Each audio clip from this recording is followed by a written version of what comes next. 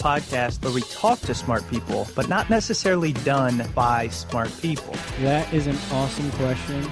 This one goes down probably on one of my top 5. Hey, I like nutrition. I like to eat food. This is the coolest thing ever. We're going to do this forever.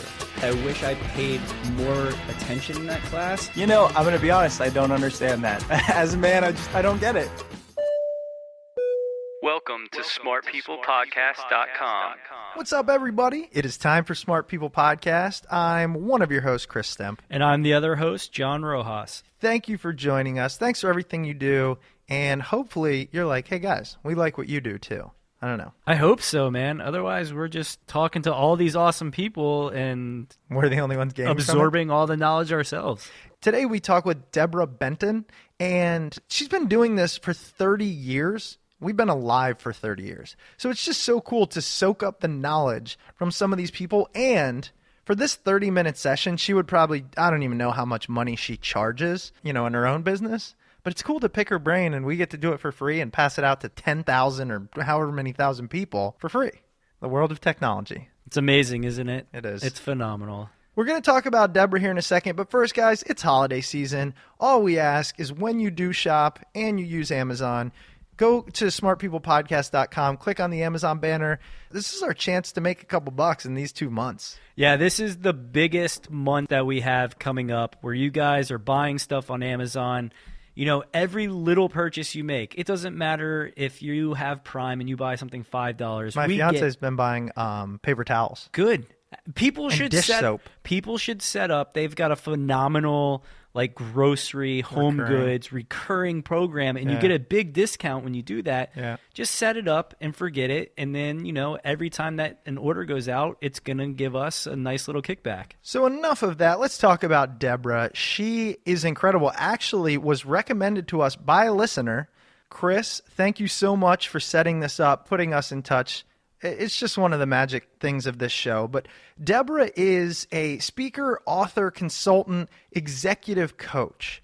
And sometimes coaches get this rap, what are they talking about? And they're just trying to sell their wares. But Debra, not so much. She's been doing this for 30 years. She writes for Fast Company, Fortune, Forbes, Wall Street Journal. She's mentored the literally top CEOs in the world. I mean, Fortune 50 companies. She really knows her stuff, and you can just tell that she wants to give. She wants to get, but she wants to give, and she wants to pass on this information, especially when we talk about mentors and all that good stuff. Yeah, and she's been on things from the Today Show to Good Morning America, CNN, and she was interviewed by Diane Sawyer, too. So What? Yeah. I wonder if she has Diane Sawyer's contact. I'd like to get her on the show. We'll get Diane Sawyer in the studio. That'd be pretty cool. So DebraBenton.com is her website, and she runs a blog and actually gives good information. John reads a billion blogs. I don't read that many because I don't have time, but they're quick hitting, and they, on her site, some interesting content.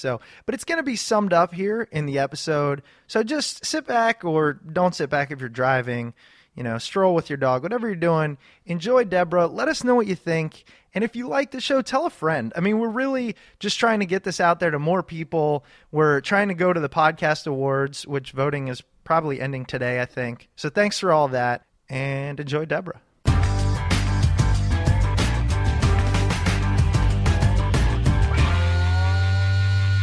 Well, Debra, thank you again so much. I'm really excited to have you on the show because after looking at everything you've done in the past and all your experience in coaching and business and making people better leaders, it's something that I identify with a lot, and I know our listeners do too. Everybody wants to strive to be that better person, that better employee or leader.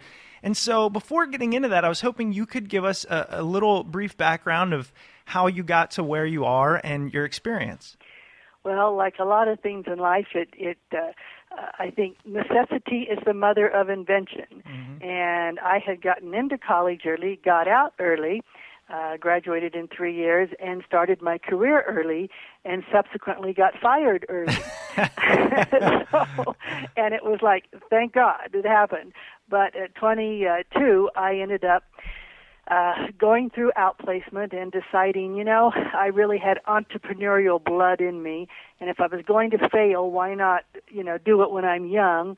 And I had somebody say, well, if you're going to work for a jerk anyway, you might as well work for yourself. And so a lot of these things came to play, and I thought, why not start my own business? And so I did in 1976 at the age of 22. So if anybody's doing the math, okay. And it was a great decision. I had wonderful mentors who helped me, guided me, coached me, taught me, and I got into the thick of things pretty early, and then fortunately it got better from there. So real quick, you mentioned mentors, and I actually kind of want to talk more about what you're doing now, but while we're on the subject, you're reading a lot of the business books, or a lot of people talk about getting mentors, but I think it's something that is difficult to know where to start.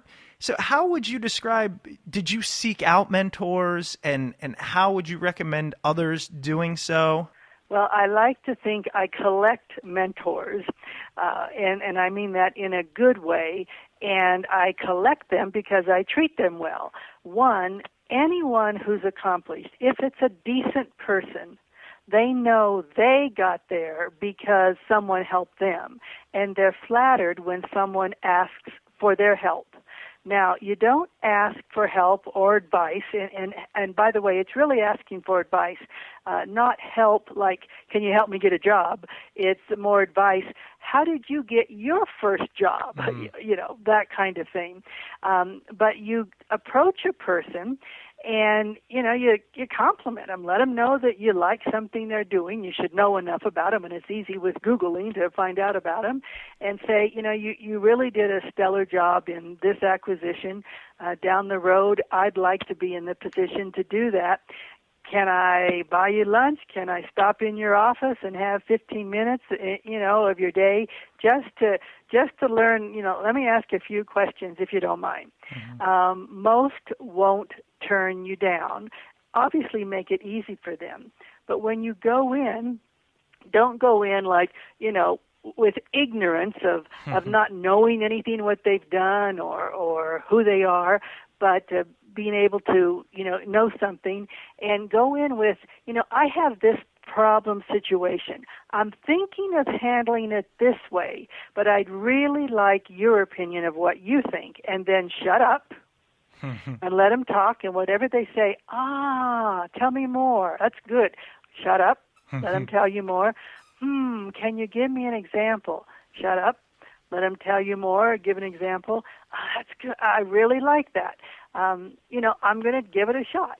And if you ask for 15 minutes and the 15 minutes is up, you stand up and you shake hands and you say, hey, thank you. I hope I can do this again. And then when you leave, you follow up. Say you took their advice, you follow up with what happened. That simple formula of coming in with some forethought on your own, asking questions, making them feel good about what they've done, and then following up lets you collect mentors. And seriously, I have maybe 100 plus, and they become friends over time, and everyone who gets somewhere has more than one mentor. So seek them out and then be to others. For every one you ask to become, to have as a mentor, you seek somebody out and make an offer of being a mentor to a younger person.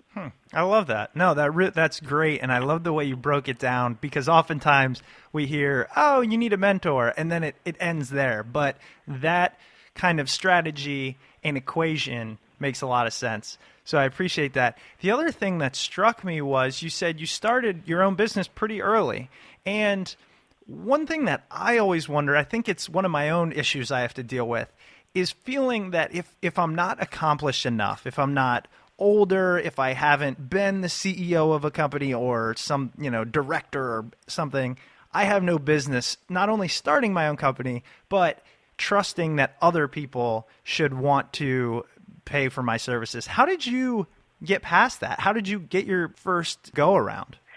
Well, many people suffer from that same kind of self-talk that you're talking about, even very accomplished people.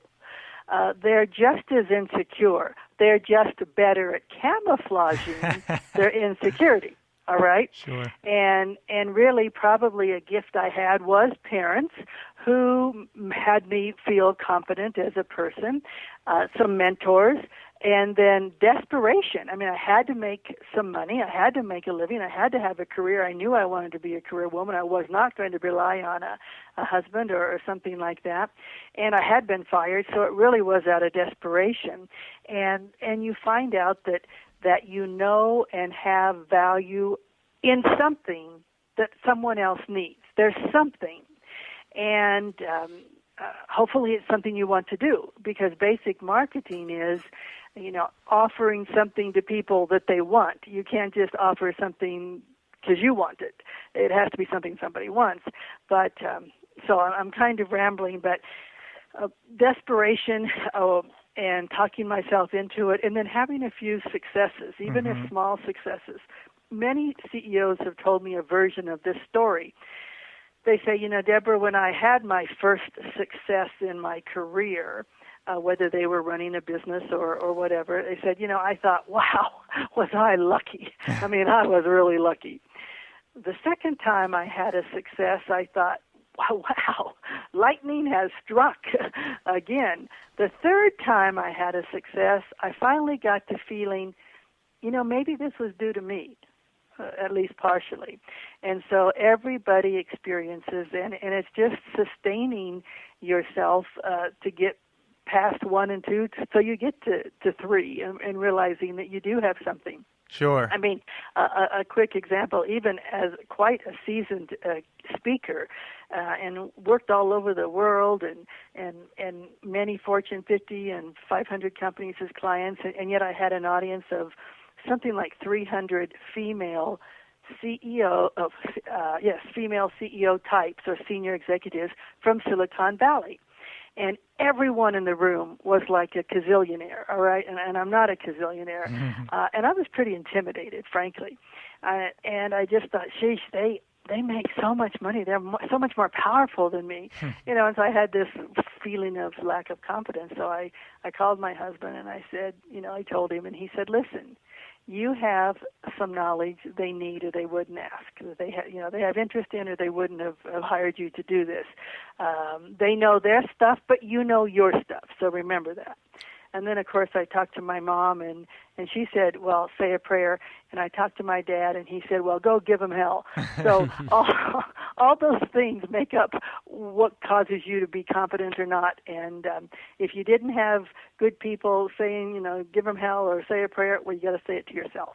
Yeah, kind of take that negative self-talk and turn it into positive self-talk, I think is something important. And I know I think that comes with experience too. You put yourself into a fearful situation, you succeed, and then next time, obviously, it becomes a little less scary. So that's really cool. Now, what would you say, because I know I looked on your website and you've done some amazing stuff. I mean, your blog posts, which I want to talk about a couple because they're just really great.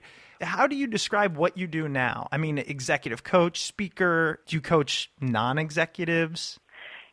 The true answer is anyone who pays can be a client. Yeah. But generally I work with CEOs or CEO wannabes, but I've had CEOs ask me to work with their executive secretary. It's, because that person represents them. I work with department heads, mid-level managers. I've been in this business for so long, I work for the children of some of my clients as they're getting out of college, and the parents want the kids to have a good head start, a leg up, so to speak. But really, I divide my time 3 ways. One, I do a ongoing, continuing studying, researching, writing. My 10th book will be coming out in the first quarter of next year. It's called The CEO Difference, How to Climb, Crawl, and Leap Your Way to the Next Level of Your Career. So I write, 1/3 of my time is writing, 1/3 is traveling around the country or the world, giving speeches and speaking at conferences and things, and then 1/3 is being an executive coach, where I basically, I guess you could say, it sounds crass, but I'm like a paid mentor. So that's how I spend my time. Okay. And then I do stand-up paddleboard when I have time. That stuff looks like fun. We live in Arlington, and right on the Potomac, people are always doing that. Every day I drive home from work, I'm like, that looks like a good time at stand-up paddleboard. Well, it is, and it gives you buns of steel. Yes. So there you go. There you go. That's what Chris needs. Oh, come on. So We all need it. You know what's funny is I know a lot of the books you've written have the word CEO in there or executive in it. Right. And I think I don't want to assume this, and oftentimes listeners give me crap for putting words into people's mouths. But, I think people can want to aspire to be in a position of leadership or autonomy without wanting to theoretically have the title of CEO or executive. Is there a reason you kind of might focus on that title? Well, that's all your questions have been very good, and that's another good one. I have a niche of working with senior levels, and it's good and bad. The good thing is when you work with senior levels, you can charge more because they have deeper pockets. Right. The bad thing is too many people think, oh, that's not me. Right. And I honestly, sincerely, with the deepest conviction feel you, me, everyone is the CEO of their life. And the same practices, processes that make a person successful and effective in leading and running, say, a business or a team, works in running your life and your family. And so, if I have the time, I like to explain that these are very human traits that I'm talking about here, and they help you have a better life personally and professionally, period. It just so happens that they also help you in your career and, to accelerate. So that's why CEO, comes in there a lot, and the publishers always want that because you kind of get a niche of knowing that. Right. Just a question as a follow-up, too. You'll notice you and I are talking Debra, but in the books, they're titled DA. Just my initials, DA. We noticed that, actually. Well, the reason is when I started my first book, when I had my first book printed or published by Warner Books years ago, they said, men don't buy business books by female authors. No way. So we put DA in. Well, then it turns out they decided I was attractive enough. They put my picture on the cover. That's amazing. Anyway, so that's some of the backstory of the publishing world. That's really great stuff. And it goes to show, marketing in general. So now I kind of want to move into, we have you on the show. You have this wealth of knowledge. I want to, for my own personal growth, and then for that of our listeners, I want to talk to and kind of try and get down to some of the things that people pay you a lot of money to learn. Mm-hmm. So I guess the first thing is, in all of you, it's just so great because you have so much experience. I'm assuming you see the same things come up over and over again. And I'm wondering if you could point those out to us and then perhaps walk us through how you advise people to get around that. Well, it's really what you already said about your own sometimes, occasional insecurities. And everybody has insecurities in some areas. They might have real confidence in other areas, but everybody has insecurities. And what I'm trying to get people to do is minimize the insecurities and remember the reasons they should feel good about themselves. And the way I talk about it is expecting acceptance. You have a God-given right to expect acceptance from anyone under any circumstances anywhere in the world for who you are, all right? It doesn't mean someone might have a bigger title, more money, more experience, whatever, but as two human beings, you are on par. You are the same. And if you go in and act that way, assume acceptance, you just might get it. But most of us go in assuming rejection, assuming, the negative, and we certainly get it. I think of one client and friend of mine and mentor, and he said, Debra, in my 32 years of running the show, I have never discriminated against a woman or, a man for being a woman or a man. Mm-hmm. I have discriminated against women and men who discriminate against themselves. If they don't expect acceptance from me, why should I give it to them? I assume they know themselves better than anyone, and if they don't think they're worth it to be, on par and talking to me, then I figure they're right. I don't have the time or interest or inclination to figure out what they are. I take them as they present themselves.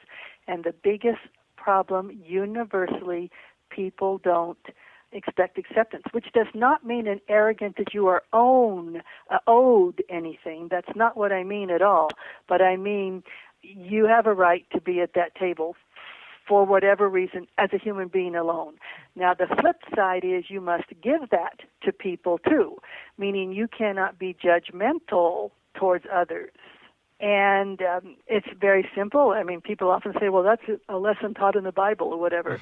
I don't know. All I know is if you can get to the point with whomever that you're asking for a mentoring relationship or a friendship or whatever, and you expect and assume acceptance, that they will give you acceptance of who you are. I really like that. Home. No, I like that, and it sounds a lot like we interviewed Brene Brown a while ago, who I'm sure you're familiar with, and it was very similar in the terms of, you have to give yourself the credit you deserve, just for the fact that you are an individual, and that's the place you have to start. And I've always thought about it differently ever since a year or plus back when we talked to her. Well, and she's obviously smart. that is right. And, people come at the same truth from different ways. And so, good. Well, and she's smart because we had her on Smart People Podcast. So. Right.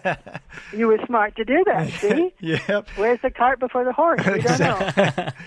This episode is brought to you by Squarespace, the all-in-one platform that makes it fast and easy to create your own professional website or online portfolio. For a free trial and 10% off, go to squarespace.com and use offer code SMART11. I know that I get intimidated by making a website. He does. Squarespace makes it easy. Everything's drag and drop. You can use drag and drop to add content from your desktop and even rearrange elements of content within the page. There's 24/7 support, so if you're like me, you're going to need to rely on them. It's design focused. You can connect all your social media accounts, and Squarespace recently added e-commerce to their platform, so if you want to set up shop and sell things, you can do so in just a few minutes. So if you want to build a website, and honestly, who doesn't, start a trial with no credit card required and start building your website today. When you decide to sign up for Squarespace, make sure to use the offer code SMART11 to get 10% off and to show your support for Smart People Podcast. Squarespace, everything you need to create an exceptional website. So the other thing I want to talk about a little was leadership. And I know that we've all, it's funny, me specifically, I've been in these situations where I'm a low-level employee and I look at the boss, oh my gosh, you're doing so many things wrong, you don't understand me, you're a horrible leader. And then you go on a couple years and you get to the point where you have people below you and you go, oh man, their job was a lot harder than I thought. So I was hoping you could kind of tell us a little bit about what it means to be a good leader in your words and what you tell your clients. Well, it's wonderful if you have a good leader, but do not count on it, and do not bemoan the fact you don't if you don't, really. You really have to focus on what does the person do well. If he or she is in a position of leadership, they did something well. I don't know what it is, but something. So at least find that out, focus on that. If there are things they do poorly, learn from that so that you don't do that, so you can feel what it's like. And also you have to appreciate when your boss or boss's boss doesn't do things like you expect. That's actually a team-building experience because you have to hate somebody, and it's better if you hate the boss than each other. That's such a good point. That is such a good point. So really, that's not dumb to kind of be the bad guy. But also the thing is, I don't care what organization, every level up is privy to more information than you are. Mm-hmm. And so when they don't do what you think they should, and on and on, there just might be a reason. Now, I'm not trying to be all altruistic and all nicey nice and not expect. I'm all for pushing back. If your boss is doing something that's hurting the organization, hurting your career, hurting him or herself, you must not be a sycophant and just take it. You must push back pleasantly, with consideration and respect, but you will be valued more if you don't be a sycophant and just accept something bad that a boss is doing. And I've actually said, I've kind of talked, about several answers to that one question, but I hope that helps with what you're asking. Oh, no, absolutely. I mean, I'm more than willing to just sit back and let you do the talking. I love learning about this. Well, I should marry you. Yeah, please tell that to my fiance, because she's like, you never listen to me. So, oh, man. I'm going to go a little old school on you, but I found this post on your blog that I love, and it was titled, Bolster Your Self-Confidence with Self-Assessment. And that's something that, I myself went through years of. I don't think, and John, I know the same, and I think a lot of people, they tell us this as well. I didn't really look at what I was good at when I went into my professional career. I just said, I think I want to be the CEO and make a lot of money. And I never did that self-assessment. So now, having gone through it, I have my own takes on it. But I was wondering if you could tell us the best way you advise people to assess themselves honestly. Well, first of all, there's something like 2,500 different psychological tests that professional people will gladly charge you to do. And that's one way. That's not the way I recommend. The way I recommend is taking pen and paper or laptop on park bench and write your story. Write where you were born, what kind of work your parents did, influences you remember from growing up in grade school and high school, things that shaped you, successes, setbacks in high school and college, why you chose that college, why you chose that major, why you chose that first job, why you left that job, what you learned from a boss, how you met your fiance, what you do for fun, what you've learned along the way, your life story. And it's something that's a living document that you can add to throughout your life. And if you have children, sometime when they're like 18 or 21, you bound that document up and give it to them. It's a wonderful present. So many people I talk to don't even know what their parents did or do for a living. And the whole point is so you can understand why you're like you are. Because if you don't like why, what you are, you know where to choose or where to change, and you can choose what to change.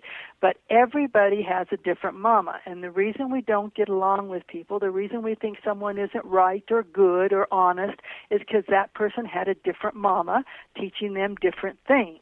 And you have to understand everybody has a different mama who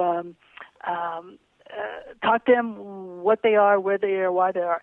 But as a thinking, so the reflection of writing the story helps you remember it, tell it, use it, and then decide what you want to change of it. Because as a thinking adult, you can become what you want, regardless of how you were raised.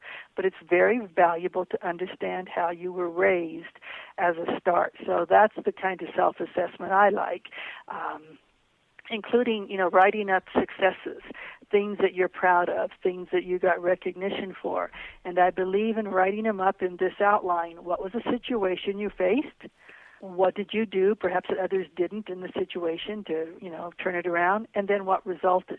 Because those stories become the anecdotes that you use to sell yourself in an interview, to talk about yourself when you need to, present yourself, to use in stories, to use in conversations. So this is a living document, and you should start it now and add to it throughout your whole life. And if you have your parents still alive, ask them to do it so you know about them. Yeah, I love the fact of looking at it as just as much of a, historical family document as a self-assessment tool, because I sat down with, my grandmother a couple years ago when I was finally mature enough to realize old people have a lot of good stuff to say, and she's not just crazy. And the things I learned in that conversation were so amazing that if, she would have done it over her lifespan, I mean, it'd be something I'd love to dive into. Well, and that's so smart, because every generation thinks they are the first generation who has ever had this kind of problem. Yeah. Well, Socrates and Plato had the same kind of office politics, all right? And if you, ask how your father handled, this kind of situation, or what does your mom wish she had done differently, and that kind of thing, you really get a handle on yourself, and it makes them feel very good that you are even care. But really, once they're dead, you'll never know this. And, people go in and they delve into their genealogy. And what do you learn in your genealogy? Someone's birth date, death date, and how they got to this country. Well, that's nothing compared to the depth and breadth of their story. And so... Sure. And now I was kind of switching gears a little bit. I was wondering, as you were talking about just the different CEOs and all that stuff, do you come across, when you talk to them, things that are just in general successful people do or have? Things that you just have noticed through years of experience, the people that do this succeed, the people that don't do this don't succeed. Absolutely, and what I teach, I learned from observation and being around a lot of very good, successful business people. I don't come from an academic point of view. That's valid for some people, but it's not for me. I mean, I know practical, realistic, doable stuff that successful people do, and it starts a lot with what's going on inside their head. It is corroborated with how they handle themselves physically, their demeanor, their posture, their pacing, their facial expression, and then their ability to interact with people and make it about others, not themselves. That's been a common theme recently. I feel like the more really, smart, intelligent, successful people, we get off the phone and we can be like, it's just great. They just want to give or talk to us about things, and you can feel that energy. And those are the people that tend to make it. So it's a good thing. It kind of maybe dispels the fact of nice guys finish last.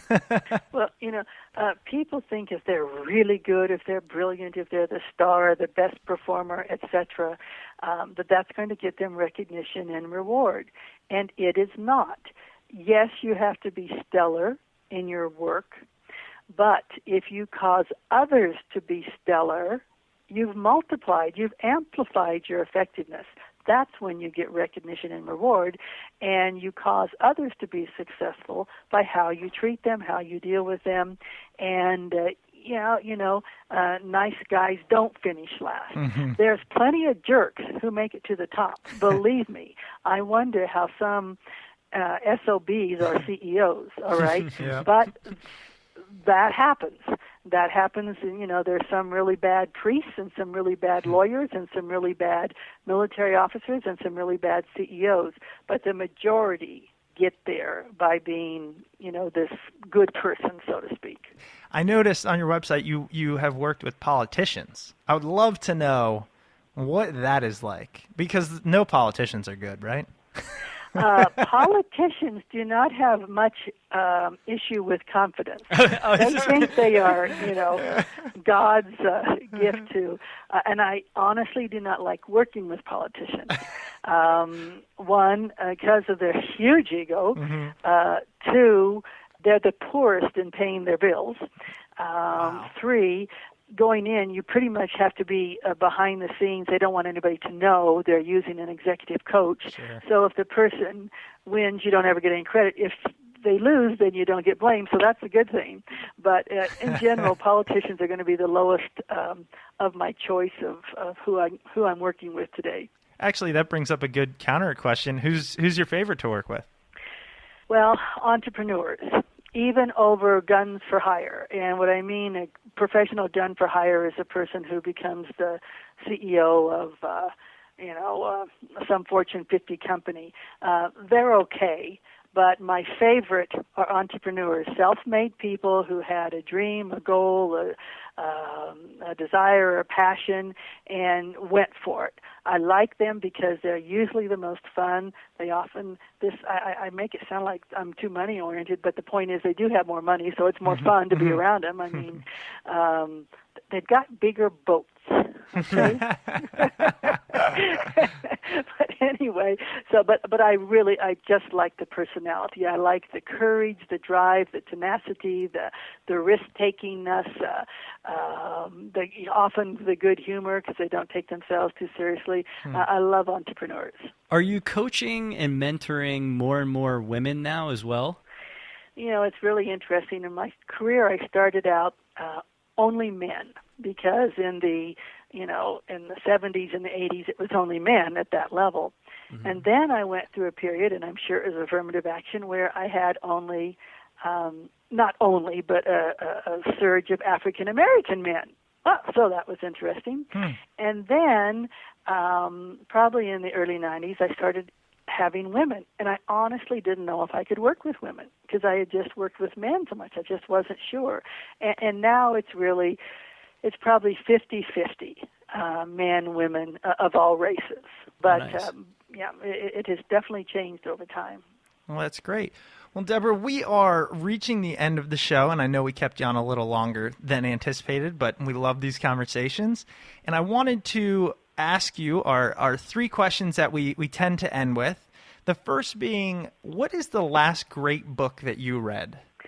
Well, I can give an honest answer, or I can give an answer that sounds good and makes me look like I'm smart. Nope, we love the honest answer. We had a guest the other day just talk about some fiction book I'd never heard of, and I said, that is great. So anything you got.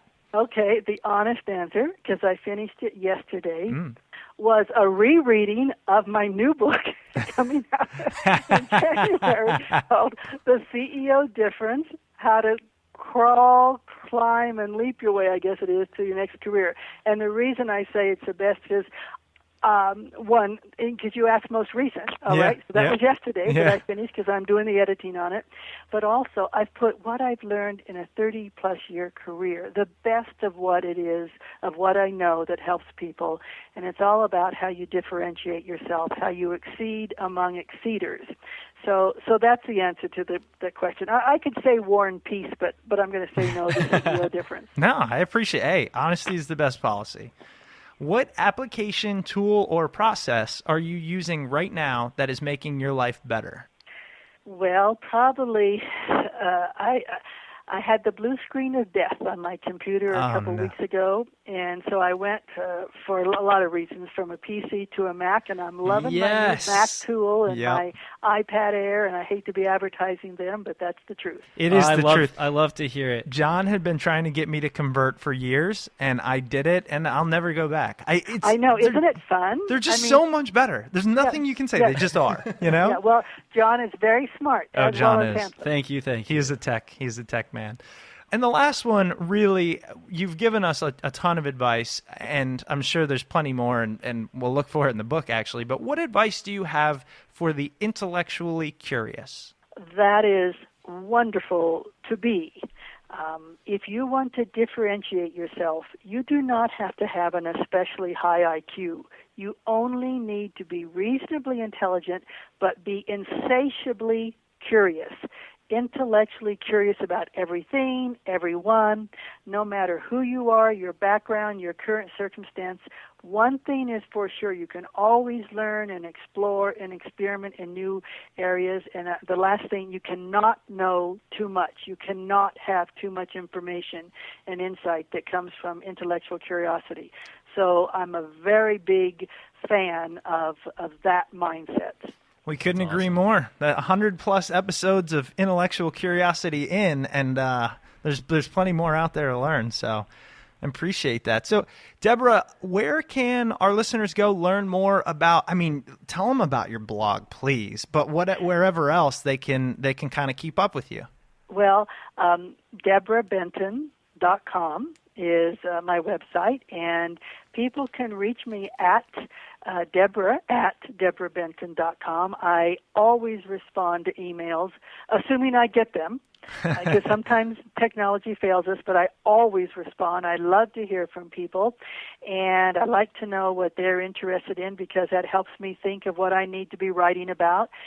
I need to work on getting my blog, which I am doing, working on updating. I haven't written recently because I just finished this book, but I'm really going to make a concerted effort to provide information and content that people like who listen to your show. Mm-hmm. My friend Chris Seegers introduced me to you all. Yes. He loves your show, and he's one of interesting things. He's like a mentor, but he was a student at the university.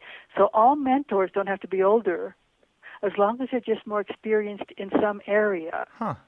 Whenever I'm doing something, I'll often ask a young person, Chris as an example, get his opinion because he's a mentor, but just the other direction, a young one. Sure. So, actually, that makes a lot of sense, to be honest. And well, I think particularly as you get older, because the young ones know technology and the newest things. Old ones know seasoning and stories, but the young ones know. So you've got to have a mix of mentors. But anyway, so Debra at DebraBenton.com, or just go to my website. I love to hear from people, and I think your questions have been very good, and I hope we can do this again the first quarter when my book comes out. We absolutely will. Believe me, we'll have you on. And that's a deal. Yeah, it is a deal. And I'll probably shoot you an email here or there because these are the types of things I just eat it all up. I love this thing. So, Debra, thank you so much for your time. We really appreciate it. Great. Best of luck with this new book, and we'll have you back on. Good, and both of you, thank you for your effort in making this happen. Absolutely. Thank you All so right, much. Debra, have a great night. Good night. All right. Bye-bye. Guys, I'm going to give you a little behind-the-curtain access here. Chris and I are a little distracted by the Redskins-Vikings game going on right now. Which shows you we recorded this in advance. We're trying to record some things in advance. We're trying to churn out a bunch of episodes so that we can get all kinds of cool projects started so that we're not scrambling around each week to put out great content. We want to get all our stuff in order so that we can start writing this ebook. I was just about to say. Yeah. That reminds me of the many ebook. Projects. If you guys want to know when the ebook comes out, get a discount on that, all that good stuff, sign up for the newsletter. Just go to smartpeoplepodcast.com. There's a pop-up. If you ignore the pop-up, there's plenty of places there. And check that out. We'll be giving some good stuff away. Yeah, and after you head over to our site, head over to iTunes and rate our show, comment, just leave something nice on there, and then tell a friend. Did you see the Facebook post I put today? I did not. What? I didn't see it. Some guys literally left a rating or a review, the most recent, and he said, this show is, I think the bomb is the words he used. He said, it blows my mind, and it says, it gives me goosebumps. I don't know. It was cool. I had to take a screenshot, put it on Facebook. Yeah, let's see if we can come up with another... Adjective? No, let's see if we can come up with another goosebump-giving review for us to see. I like that. I like yeah, that. We'll just put it out there. So connect with us. Let us know what you think. As Chris mentioned, connect with us. Follow us on Twitter, Smart People Pod. Connect with us on Facebook, facebook.com/smartpeoplepodcast. We're all over the place. We're easy to connect with. We respond. I'm at home doing who knows what for most of the day now, so I've been reaching out to people who have reached out to us, and I'm really enjoying just going back and forth with some of the listeners about who they want to have on the show, ideas they have for the show, and all that stuff. Yeah, so if you guys keep me busy. If you're still listening, let's give a round of applause for Johnny Quit. You know, he's been doing the same job for, 9-10 years, whatever years, it is. Yeah, doing the consulting gig, and now I'm just trying to do some cool stuff from the comfort of my own home. So in the time he's held one job, I think I've had 10-ish. 27. No, not that many. And I've been trying to tell him, hey man, you're better off doing something with tech, websites, design, all the stuff that you're good at, as opposed to consulting, which you are not good at. Well, that's I just made that up. Yeah, that's not true. My clients did love me, but I just made that up. But I mean, who doesn't? Come on. So we're not only learning from these people, we are taking what we learn and putting it into action following our passion, doing the stuff we like, talking to people. Hope you guys are doing the same, enjoying your day. Catch us next week. Yeah, tell a friend about the show, and we'll see you guys next week.